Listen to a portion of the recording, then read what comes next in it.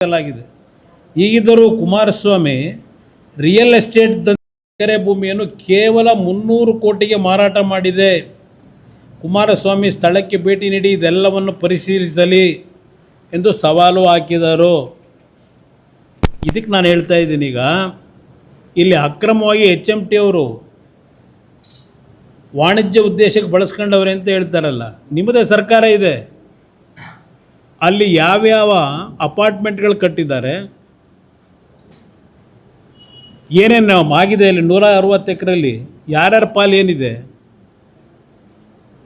ಸರ್ಕಾರ ಇಟ್ಕೊಂಡಿದ್ದೀರಲ್ಲ, ಅರಣ್ಯ ಇಲಾಖೆ ಮಂತ್ರಿ ಇದ್ರಲ್ಲ, ಈ 160 ಎಕರೆ ಪ್ರದೇಶ ಮಾರಾಟ ಮಾಡಿದ್ರಲ್ಲ, 2 ವರ್ಷದಿಂದ ಮಾಡಿದ್ದೇನೆ ನೀವು ಅರಣ್ಯ ಇಲಾಖೆ ಸಚಿವರಾಗಿ. ಇದನ್ನು ವಶಪಡಿಸ್ಕೊಳ್ತಕ್ಕಂಥದ್ದಕ್ಕೆ ಇವತ್ತು ಕೋರ್ಟ್ನಲ್ಲಿ ಇನ್ನೂ ಕೇಸ್ ನಡೀತಾ ಇದೆ.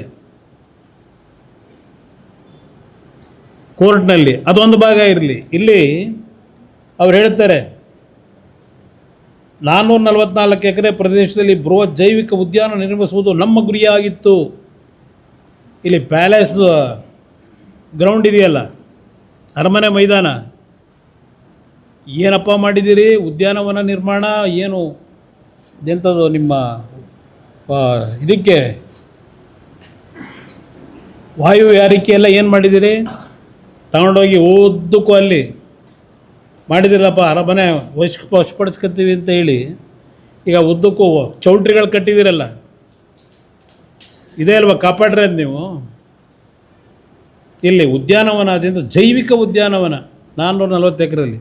ಇಲ್ಲಿ ನೋಡಿದ್ರೆ ರಸ್ತೆ ಒಳಗೆ ಸಾಯಂಕಾಲ ಟೈಮ್ ಓಡಾಡೋಕ್ಕಾಗಲ್ಲ. ಯಾವ ಆಧಾರದ ಮೇಲೆ ಕೊಟ್ಟಿದ್ದೀರಲ್ಲಪ್ಪ? ಎಲ್ಲ ಚೌಲ್ಟ್ರಿಗೆ ಪರ್ಮಿಷನ್ಗಳು ಕೊಟ್ಟಿದ್ದೀರಿ ಹೇಳ್ತೀರಿ. ಆಮೇಲೆ ಈಗಿದ್ದರೂ ಗುರಿಯಾಗಿತ್ತು, ಇದನ್ನು ಬಹಿರಂಗವಾಗಿ ಘೋಷಿಸಲಾಗಿದೆ. ಈಗಿದ್ದರೂ ಕುಮಾರಸ್ವಾಮಿ ರಿಯಲ್ ಎಸ್ಟೇಟ್ ದಂಧೆ ಎಂದು ಆರೋಪಿಸುವುದರಲ್ಲಿ ಅರ್ಥವಿಲ್ಲ.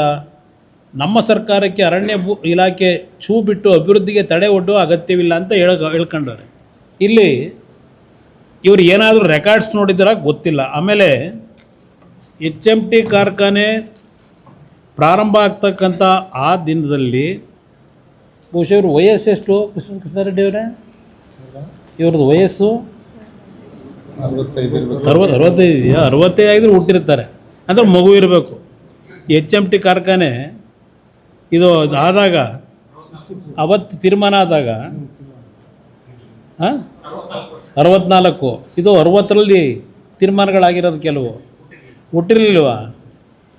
ಈಗ ಪಾಪ ಶುರು ಮಾಡವ್ರೆ HMT ಲ್ಯಾಂಡ್ ಬಗ್ಗೆ ಗದಾಪ್ರಹಾರ ಮಾಡೋದಕ್ಕೆ. ಇಲ್ಲಿ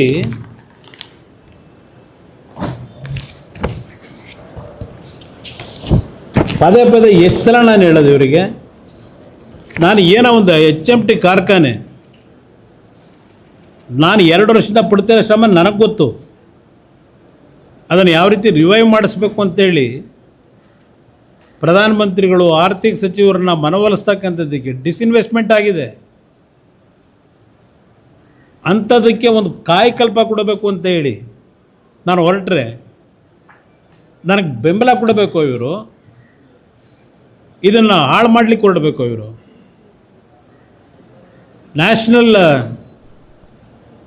ಲೆವೆಲ್ನಲ್ಲಿ ಇದು ಬರ್ತಕ್ಕಂಥದ್ದಕ್ಕೆ HMT ಅರಣ್ಯ ಇಲಾಖೆಗೆ ಸೇರಿರ್ತಕ್ಕಂಥ ಭೂಮಿ ಅಂತೇಳಿ ದೊಡ್ಡ ದೊಡ್ಡ ಅಕ್ಷರದಲ್ಲಿ ನ್ಯಾಷನಲ್ ನ್ಯೂಸ್ ಮಾಡಿದ್ದೀರಲ್ಲ.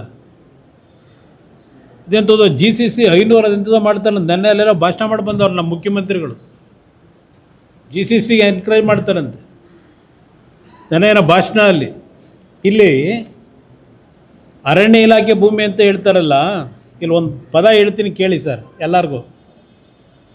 ಯಾವ ಪ್ರೊಸೀಡಿಂಗ್ ಅವತ್ತಿನ 1960 ಆಗಿದೆ ಅನ್ನೋದಕ್ಕೆ, subject to sanctions grant of land from out of the Peenya plantation and Jarkabande Kaval Bengaluru range to the HMT limited Jalahalli for their watch factory and extension of existing township etcetera. ಇದು ಗೌರ್ಮೆಂಟ್ ಆದೇಶ ಆಗೋದಕ್ಕೆ ಆಗಿರ್ತಕ್ಕಂಥ meeting. Date ಯಾವುದು? 25 November 1960. ನಾನು ಇನ್ನೂ ಹುಟ್ಟು 1 ವರ್ಷ ಆಗಿದ್ದಾಗ ನಾನು 1959 ಡಿಸೆಂಬರಲ್ಲಿ ಹುಟ್ಟಿದ್ದೆ. ನವಂಬರ್ ಅಂದರೆ 1 ವರ್ಷ ಆಗಿತ್ತು, 1 ವರ್ಷದ ಮಗು ನಾನು. ಇಲ್ಲಿ letter number so and so 17th August October 60 from the Chief Conservator of Forest in Mysore, Bangalore. Representation dated 21st October 1960 from the Managing Director HMT.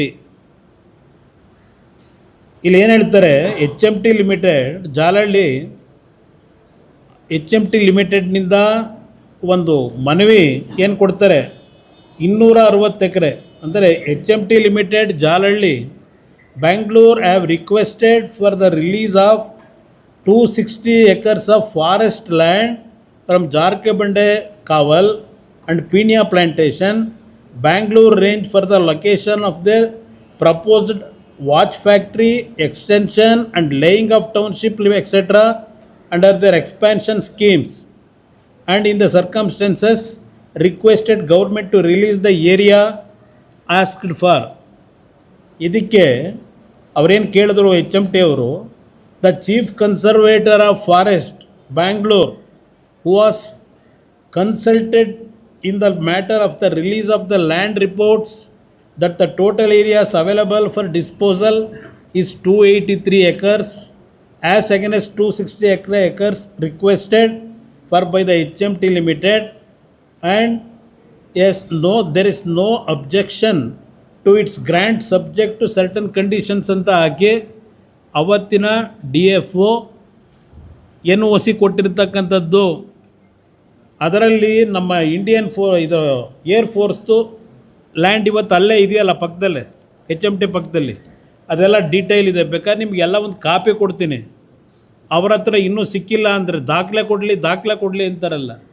ಇಲ್ಲಿ ಏನೇನು ಪ್ರೊಸೀಡಿಂಗ್ ಆಗಿದೆ, ಕಂಡೀಷನ್ಗಳೇನು, ಇದೆಲ್ಲ ರೆಕಾರ್ಡ್ಸ್ ಇದೆ. ಇಷ್ಟೆಲ್ಲ ಇದ್ದು ನಮ್ಮ ಹತ್ರ ಇವರು ಇಲ್ಲಿವರೆಗೂ ನಡ್ಕೊಂಡು ರೀತಿಗಳಿದೆಯಲ್ಲ ಕಳೆದ 2 ವರ್ಷದಿಂದ, ಇವರು ಆ್ಯಕ್ಚುಲಿ ಫಾರೆಸ್ಟಿಂದಲೂ ಕ್ಲಿಯರೆನ್ಸ್ ತೊಗೊಂಡವ್ರೆ, ಗ್ರ್ಯಾಂಟ್ಗೆ ಹಣ ಕಟ್ಟಿದ್ದಾರೆ, ಗ್ರ್ಯಾಂಟ್ ಮಾಡಿದ್ದಕ್ಕೂ ಹಣ ಕಟ್ಟಿದ್ದಾರೆ ಇದರಲ್ಲಿ ಸರ್ಕಾರಕ್ಕೆ. ಆವತ್ತಿನ ಕಾಲದಲ್ಲಿ ಪದೇ HMT ಬಗ್ಗೆ ಅರಣ್ಯ ಅತಿಕ್ರಮಣ 160 ಎಕರೆ ಯಾವ್ಯಾವ ಕಾಲದಲ್ಲಿ ಸೇಲ್ ಮಾಡಿದ್ದಾರೆ, ಏನು ಮಾಡಿದ್ದೀರಪ್ಪ ಅದನ್ನಾಗಿದ್ದರೆ ನಿಮ್ಮ ಅರಣ್ಯ ಇಲಾಖೆಗೆ ಸೇರಿದರೆ. ಜಕ್ಕೂರ್ ಪ್ಲ್ಯಾಂಟೇಷನ್ನು ಯಾರ್ಯಾರು ಕಟ್ಟಿದ್ದಾರೆ ಮನೆಗಳನ್ನ, ಈಗ ಅಲ್ಲಿ ಜಕ್ಕೂರ್ ಪ್ಲ್ಯಾಂಟೇಷನ್ 300 ಚಿಲ್ಲರೆ ಎಕರೆ, 170 ಎಕರೆನ ಅವತ್ತಿನ ಮಹಾರಾಜರು ನಿಮ್ಮ ಜಕ್ಕೂರು ಇದಕ್ಕೆ ಇದನ್ನು ಪ್ಲೇನ್ ಇದಕ್ಕೆ ಎಂಥದ್ದು ಟ್ರೈನಿಂಗ್ ಸೆಂಟ್ರ್ ಮಾಡಿದ್ರಲ್ಲ, ಅದಕ್ಕೆ 170 ಎಕರೆ ಕೊಟ್ಟಿದ್ರು. 270 ಎಕರೆ ಆ ಕಡೆ ಭಾಗದಲ್ಲಿ ಕಟ್ಕೊಂಡವ್ರಲ್ಲ ಜಕ್ಕೂರ್ ಪ್ಲ್ಯಾಂಟೇಷನ್ನು. ಅದು ಫಾರೆಸ್ಟ್ ಅಲ್ವಾ? 2 ವರ್ಷ ಇದ್ರಲ್ಲಪ್ಪ, 3 ವರ್ಷ ಫಾರೆಸ್ಟ್ ಮಂತ್ರಿಯಾಗಿ ಎಲ್ಲೆಲ್ಲಿ ಉಳಿಸ್ಬಿಟ್ಟಿದ್ದೀರಿ? ಒಂದು ಮಾತಾಡೋಕ್ಕೂ ಒಂದು ಇತಿಮಿತಿ ಇರಬೇಕು ನಿಮಗೆ. ಕೋರ್ಟಲ್ಲಿ ಕೇಸ್ ನಡೀತಾ ಇದೆ, ಅಲ್ಲೆಲ್ಲೋ ಇನ್ನೊಂದು ಆ ಕಡೆ ಇದೆಯಲ್ಲಪ್ಪ ನಮ್ಮ ಇಲ್ಲಿ ಅದ್ಯಾವುದೋ ಕಾನ್ಕಾರ್ಡ್ದು ಇನ್ನೂ ಕೇಸ್ ನಡೀತಾನೆ ಇದೆ. ಯಾವುದಾದ್ರು ಇನ್ನೊಂದು ನಿಮ್ಮ ಕಾಡ್ಗೋಡಿ ಪ್ಲ್ಯಾಂಟೇಷನ್ನು ಉಳಿಸಿದ್ದೀರ, ಕಾಡ್ಗೋಡಿ ಪ್ಲ್ಯಾಂಟೇಷನ್ನ ಇನ್ನೂ ಕೇಸ್ ನಡೀತಾ ಇದೆ. Concord India private limited versus. ಇದು ಈ ರಾಜ್ಯದಲ್ಲಿ ಯಾವ್ಯಾವ ರೀತಿ, ಯಾಕೆಂದರೆ ನಾನಿದ್ದಿದ್ದು ಕೇವಲ 14 ತಿಂಗಳು 18 ತಿಂಗಳು. ಆ 18 ತಿಂಗಳಿನಲ್ಲಿ ಇದೇ ಏರಿಯಾದಲ್ಲಿ HMT ವ್ಯಾಪ್ತಿಗೆ ಬರ್ತಕ್ಕಂಥ ಯಾವುದೇ ಭೂಮಿಯನ್ನು ರಿಜಿಸ್ಟ್ರೇಷನ್ ಮಾಡಬಾರ್ದು ಅಂತೇಳಿ ಸರ್ಕಾರದಿಂದ ಡೈರೆಕ್ಷನ್ ಕೊಟ್ಟು ನಿಲ್ಲಿಸಿದೆ ನಾನು ಮುಖ್ಯಮಂತ್ರಿ ಆದಮೇಲೆ. ಅದಕ್ಕಿಂತ ಮುಂಚೆ 160 ಎಕರೆ ಮಾರಾಟ ಮಾಡಿದ್ದೀರಲ್ಲ, ಸರ್ಕಾರದ ಸ್ವಾಮಿಗೆ ಕೊಟ್ಟಿದ್ರೆ ಓಕೆ, ಇಸ್ರೋಗೋ ಇನ್ನೊಂದು ಕೊಟ್ಟಿದ್ರೆ ಅದು ಸರ್ಕಾರಕ್ಕೆ ಸೇರಿರ್ತಕ್ಕಂಥದ್ದು. ಅದರಿಂದ ದೇಶಕ್ಕೆ ಏನೋ ಒಂದು ಕಾಂಟ್ರಿಬ್ಯೂಷನ್ ಇದೆ. ಇನ್ನುಳಿದಿದೆಯಲ್ಲಪ್ಪ ಕಟ್ಟಿದಾರಲ್ಲ ಮಲ್ಟಿ ಸ್ಟೋರ್ಡ್ ಬಿಲ್ಡಿಂಗ್ಗಳು, ಯಾವ್ಯಾವ ಪ್ರೈವೇಟ್ ಕಂಪ್ನಿಗಳಿಗೆ, ಯಾವ್ಯಾವ ಬಿಲ್ಡರ್ಗಳಿಗೆ ಕೊಟ್ಟಿದ್ರಿ, ತನಿಖೆ ಮಾಡಿ ಏನಾದರೂ ನೋಟಿಸ್ ಕೊಟ್ಟಿದ್ದೀರಾ ಅವರಿಗೆ? ಎಚ್ ಎಮ್ ಟಿಗೆ ನೋಟಿಸ್ ಕೊಡೋದಕ್ಕೆ ಮೊನ್ನೆ ಯಾರೋ ಅಧಿಕಾರಿ ರಿಟೈರ್ಡ್ ಆಗಿ ಹೋಗ್ಬೇಕಾದ್ರೆ ಯಾರಪ್ಪ ಡೈರೆಕ್ಷನ್ ಕೊಟ್ಟಿರೋದು? ಕೆಲವೇ ದಿವಸಗಳಲ್ಲಿ ಏನೋ ಒಂದು ರಿವೈವಲ್ ಮಾಡಲಿಕ್ಕೆ, ಒಂದು ಹೊಸ ಕಾಯಕಲ್ಪ ಕೊಡ್ಲಿಕ್ಕೆ ನಾವು ಹೊರಟಿದ್ರೆ ಬೆಂಬಲ ಕೊಡಬೇಕು. ಈ ರೀತಿ ಹೇಳಿಕೆಗಳು ಕೊಟ್ಕೊಂಡು ಏನು ಸಾಧನೆ ಮಾಡ್ತೀರಿ ನೀವು? ನಾವು 1.5 ಲಕ್ಷ ಕೋಟಿ ಅದೇನೋ ಇದು ಕೊಡ್ತಾರಂತ ಈಗ ಬೆಂಗಳೂರು ನಗರದ ಅಭಿವೃದ್ಧಿಗೆ 1.5 ಲಕ್ಷ ಕೋಟಿ. ಎಲ್ಲಿದೆ ದುಡ್ಡಿದ್ರಲ್ಲಿ ಸರ್ಕಾರದಲ್ಲಿ?